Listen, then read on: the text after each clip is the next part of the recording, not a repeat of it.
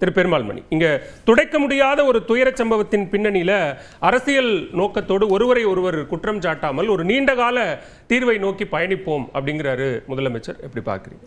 இல்லை, முதல்வர் ஐயா இன்னைக்கு என்ன சொல்கிறாங்களோ அதை தான் அவங்க இந்த கரூர் சம்பவத்தில் தொடர்ந்து கடைபிடித்துக்கிட்டே வராங்க. அவங்க இவ்வளவு நாளும் எதையெல்லாம் ஒரு நிர்வாக தலைமையாக இருந்து செய்து கொண்டிருந்தார்களோ அதை இன்னைக்கு சமப் பண்ணி அவங்க சொல்லியிருக்காங்க. ஏனென்றால் அவங்க இதுக்கு முன்னாடி ஒரு வீடியோ வெளியிடும்போது ஒரு இடத்துல ரொம்ப அருமையாக சொல்லுவாங்க. என்னென்னா, எந்த ஒரு கட்சி தலைவரும் தன்னுடைய கட்சியினுடைய தொண்டர்கள் இறப்பதை விரும்ப மாட்டார்கள் அப்படின்னு சொன்னாங்க. அப்போ அவங்க அந்த இடத்துல இருந்து தான் இதை பார்த்துருக்காங்க. அப்போது இது ஒரு விபத்து. இந்த விபத்து இதில் என்ன நாம் கவனிக்க வேண்டிய ஒரு விஷயம் அப்படின்னா, இது போன்ற அரசியல் இடங்களில் இப்படி ஒரு பெரிய நெரிசல் விபத்து ரொம்ப அரிதாகத்தான் இந்தியாவில் நடந்திருக்கிறது. பெரும்பாலான ஜனநாயக நாடுகளை எடுத்து பார்த்தோன்னா கூட அப்படி தான் இருக்கும். ஆனால் இந்த இடத்துல ஒரு புதிய கட்சி, அவர்கள் பெரிதாக அரசியல் படுத்தப்படாமல் களத்திற்கு வருகிறார்கள். அப்போ ஒரு விபத்து நடக்கிறது. அந்த விபத்தை ஆட்சி தலைமையாக இருக்கக்கூடிய ஐயா முதல்வர் அவர்கள் ரொம்பவும் நிதானமாக, ஏன்னா அன்று இரவே அவங்க களத்துக்கு போயிடுறாங்க. இதில் என்னென்னா, இப்போது பல பேரும் பல குற்றச்சாட்டு சொல்கிறாங்கல்ல. இப்போ அந்த விஷயத்தில் வெவ்வேறு சம்பவங்களை சொல்லி அங்கே ஏன் இந்த தலைவர் போகலை, ஏன் இந்த தலைவர் போகலை அப்படின்னு பரஸ்பரம் அரசியல் கட்சிகள் ஒருவருக்கு ஒருவர் குற்றம் சாட்டி கொண்டாலும் தலைவர் போகாமல் இருக்கலாம். ஆனால் இரண்டாம் கட்ட தலைவர்கள் எல்லா இடத்துக்குமே சொல்லியிருக்காங்க. இப்போ அரசியல் கட்சிகள் பரஸ்பரம் குற்றம் சாட்டும் போது போயிருக்காங்க. ஆனால் இந்த இடத்துல என்னென்னா, கரூர் சம்பவத்தில் தாவேகாவை நீதிமன்றமே குறிப்பிட்டு சொல்வதைப் போல தாவேகாவை சார்ந்த நிர்வாகிகளோ அதனுடைய தொண்டர்களோ யாருமே அந்த இடத்துல இல்லை. அதனுடைய தலைவரும் இங்கே வந்துட்டாங்க. அப்போ இந்த இடத்துல நீங்கள் தமிழ்நாட்டினுடைய எல்லா அரசியல் கட்சிகளும் ஒரு நிதானத்தை காட்டினார்கள். ஏனென்றால் அவர்கள் யாருமே இன்னார் தான் காரணம் அப்படிங்கிற மாதிரி எந்த தீவிரமான குற்றச்சாட்டையும் கூறாமல் ஒரு நிதானம், ஒரு பொறுமை இருந்தது. ஏனென்றால் இதற்கு முன்னால் அப்படி ஒரு சூழலை தமிழகம் சந்தித்ததில்லை. ஒரு கட்சியினுடைய களத்தில் ஒரு விபத்து நடக்கிறது.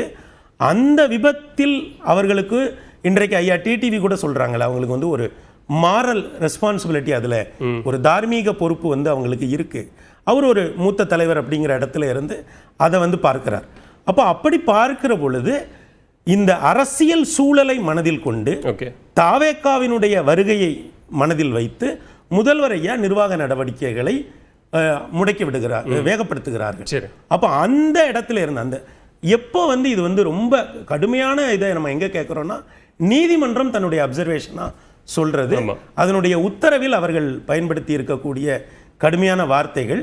ஏன்னா இது வெவ்வேறு இடத்துல நடந்தது. கரூர் நீதிமன்றத்தில் ஒரு விஷயம் நடந்தது, மதுரை உயர் நீதிமன்ற கிளையில ஒன்று இருந்தது, சென்னை உயர் நீதிமன்றத்தில் ஒன்று இருந்தது, இப்படி வெவ்வேறு இடங்கள்ல நடந்தது. இதை எல்லாமே நம்ம சம்மப் பண்ணி பார்த்தோம் அப்படின்னா, ஜனநாயகத்தினுடைய மூன்றாவது தூணாக இருக்கக்கூடிய நீதிமன்றம் இந்த விஷயத்துல ஒரு தெளிவான ஒரு பகுப்பாய்வை செய்திருக்கிறது. எது சரியாக நடந்தது, எது தவறாக போனது, அந்த கட்சியினுடைய கடமை என்ன, ஏனைய கட்சிகள் இதை எப்படி அணுகினார்கள், நிர்வாகம் இதை எப்படி அணுகுகிறது. இப்ப இந்த சம்பவம் பற்றி மிக சமீபத்தில் வந்த பேட்டி அப்படின்னா ஐயா டிடிவி அவர்களோட பேட்டி தான். அவர் என்ன சொல்றாருன்னா, இதில் அரசு மிக சரியாக செயல்பட்டது, ஆனால் அதற்காக நான் அரசை ஆதரிக்கிறேன்னு அர்த்தம் இல்லை.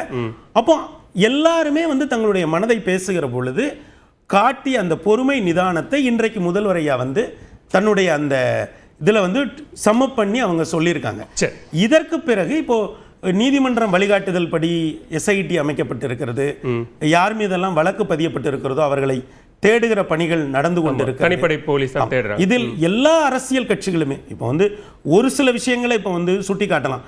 நீங்க அந்த இடத்துல அப்படி சொன்னீங்க, இந்த இடத்துல அப்படி சொன்னீங்க. ஆனால் ஓவரால் ஒரு தமிழ்நாட்டினுடைய அரசியல் கலாச்சாரமாக, ஒரு பொலிட்டிக்கல் கல்ச்சரா நீங்க பாத்தீங்க அப்படின்னா, இந்த விதத்தை, இந்த கரூர் விபத்தை தமிழக அரசியல் கட்சிகள் அணுகிய விதமும், தமிழக அரசு அணுகிய விதமும், நீதிமன்றமும் ஏனைய பிற கட்சிகளும் சொல்வதை போல நிச்சயமாகவே பாராட்டப்பட வேண்டிய ஒரு விஷயம். இதற்கு பிறகு விசாரணை, அடுத்தடுத்த விஷயங்கள் வரும்.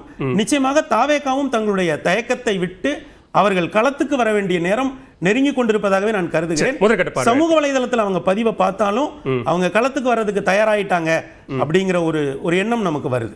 முதற்கட்ட பார்வையாட்டுக்கு திரு செந்தில்வேல், இங்க ஒரு வார காலம் தொடர்ச்சியா நிறைய விஷயங்களை பேசியிருக்கிறோம். களம் சார்ந்து, விமர்சனங்கள் சார்ந்து, விசாரணைகள் சார்ந்து. இப்போ நீதிமன்றம் சொல்லியிருப்பதையும் முதலமைச்சர் சொல்லியிருப்பதையும் எப்படி பார்க்குறீங்க? நிச்சயமாக. அதற்கு முன்பாக ஒருவேளை நான் தப்பாக புரிஞ்சிருந்தேன்னா சகோதரர் மணி திருத்தட்டும், நான் கேட்டுக்கிறேன். உள்ளபடியே எனக்கு மணியினுடைய கருத்தை நான் முதல் முறையாக அவரோட உடன்படுறேன், அவரை பாராட்டுறேன், வாழ்த்துறேன். ஏன்னா அவர் முதல் முறையாக இந்த சம்பவம் நடந்த ஏற்கனவே பாராட்டிங்கன்னா ஓகே, இது 2வது டைம் பாராட்டுறேன். என்னன்னா அவர் முதல் முறையாக மனம் திறந்து விஜய் இன்னைக்கு கண்டித்திருக்கிறார் இந்த சம்பவத்திற்காக.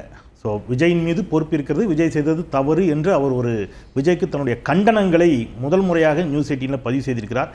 அதற்காக நான் அவரை வாழ்த்துகிறேன். மகிழ்ச்சி. கண்டனங்கள்னு எதுவும் வார்த்தையை நான் பயன்படுத்தினா சாரி, அப்போ நான் கவனிக்கல. அப்போ நீங்கள் ஒருவேளை இல்லை நீங்கள் கண்டனங்கள் எதுவும் பயன்படுத்தல. ஓகே ஓகே, நீங்கள் பயன்படுத்தலைன்னா சாரி இருந்து கேட்குறீங்க. இல்லை சாரி சாரி இல்லை, அப்போ நான் சொல்லாத இல்லை ஒரு ஓகே வார்த்தையை ஓகே நீங்க சாரி சாரி சொல்றீங்க. இல்லை, நான் என்ன நினைச்சேன்னா எல்லாரும் கண்டிச்சாங்க, அவரும் கண்டிச்சிருப்பார்னு நினைச்சேன். ஓகே, அவர் கண்டிக்கல. ஓகே ஓகே, நான் நான் கண்டிச்சிட்டாரு நினைச்சு தப்பா புரிஞ்சுக்கிட்டேன். ஓகே சரி ஓகே, ப்ளே பண்ணாதீங்க. இல்ல இல்ல இல்ல பக்கத்துல இல்ல உண்மையிலே நான் அப்படி நினைச்சேன். இவ்வளவு நீண்ட உரையை நீங்க வந்து எவ்வளவு சுருக்குறீங்க பாருங்க. இல்ல என்னன்னா எனக்கு நான் ரொம்ப மனம் திறந்து உரையாடுவோமா, தப்பா எடுத்துக்காத மணி. இல்லை மனம் திறந்து உரையாடலாம் மணி, தப்பு இல்லை. அருமையான ஒரு வாதத்தை வைத்தார். பாஜகவோட எனக்கு எல்லளவும் உடன்பாடு இல்லை. ஆனால் ஹெச் ராஜாவின் கருத்தில் முரண்படுறேன். அவர் நெறியாளராகாம பாத்துக்குங்க. அவர் திடீர்னு நெறியாளர் ஒன்றும் இல்லை, நான் தான் நெறியாளர். அவரும் நெறியாளர் தாங்க, அவரும் நெறியாளர் இருந்தவர். அந்த அந்த அந்த பதட்டம் வேண்டாம் மணி. என்னன்னா அவர் ஒரு அருமையான வாதத்தை வைத்தார் சகோதரர். இப்போ இந்த சம்பவத்தில் ஏற்கனவே சுவாமிநாதன் பேசும்போது கண்டிச்சிருக்கிறார், நான் கண்டிச்சிருக்கிறேன், சையது ஹபீஸ் கண்டிச்சிருக்கிறார். மணி இதுவரைக்கும் இந்த சம்பவத்தை எங்கேயுமே கண்டிக்கவே இல்லை. கண்டிக்கல, எனக்கு அந்த அளவுக்கு ஸ்டேச்சர் இல்ல. அதுதான் இல்ல, ஸ்டேச்சர் தேவையில்லை. குறைந்தபட்ச ஒரு மனிதாபிமானம் இருந்தா போதும், பார்வை இருந்தா போதும். மனிதாபிமானத்தோட உண்மை. எனக்கு அந்த அளவுக்கு பொலிட்டிக்கல் ஸ்டேச்சர் இல்ல. இந்த கண்டிக்கிறதுல நானும் சேர்ந்துக்கிறேன் என்றால், அந்த நிகழ்வு நடந்து 3 மணி நேரத்துல கரூர் போனேன் நான். அடுத்த 35 மணி நேரம் அங்கதான். நீங்க கண்டிச்சீங்கல்ல, இதோ இப்ப கண்டிக்கிறாருங்க. இந்த 35 மணி நேரத்துல ஒரு தாவேகா தொண்டர், ஒரு தாவேகா தலைவர் நான் கண்ணில் பார்க்கல. திமுக இருந்தாங்க, அதிமுக இருந்தாங்க. இரண்டாவது, சினிமாவில் ரொம்ப பங்க்சுவலாக வந்துருவாருன்னு சொல்லுவாங்க. அவருக்கு வந்து அவ்வளோ நல்ல பேர் இருக்கு. அப்போ மக்கள் கூடுகின்ற கூட்டத்துக்கு 7.5 மணி நேரம் தாமதமாக வந்தது இதற்கு காரணம் என்றால் அது மிகவும் கண்டிக்க வேண்டிய ஒரு விஷயம் தான். நான் அவர் கண்டிச்சிட்டார் நினைச்சேன். ஓகே, அவருடைய உரிமை. கண்டென்ட்டுக்குள்ள வந்துடுறேன். Okay right. ஓகே, இப்போ என்னன்னா சகோதரர் எஸ் ஜி சூர்யா சொல்லின பொழுது விஜய் குறித்த நேரத்திற்கு வரல, திரைப்படத்திற்கு சரியாக போகிறார், அது கண்டிக்கத்தக்கதுன்னு சொன்னார். நான் பாராட்டுகிறேன். ஆனால் ஐயா ஹெச் ராஜாவுடைய கருத்து அதற்கு முற்றிலும் முரணாக இருக்கிறது. பிரச்சனையே 8:45 நாமக்கல் நிகழ்ச்சிக்கு 8:50 அவர் சென்னை விமான நிலையத்திலிருந்து கிளம்பினார் அப்படிங்கறதான் பிரச்சனையே. ஆனால் ஹெச் ராஜா அதை என்ன சொல்றாரு அப்படின்னா, ஒரு 4 மணி நேரம் லேட்டா போனது ஒரு பெரிய குத்தமா, இதுக்கெல்லாம் போய் பிரச்சனையா அப்படின்னு கேட்கிறாரு. இப்ப நம்முடைய கேள்வி, ஹெச் ராஜாக்கு எது பிரச்சனையா இருந்துச்சு தெரியுமா? சகோதரர் விஜய் திரைப்படத்தில் 2 வசனம் வச்சார்.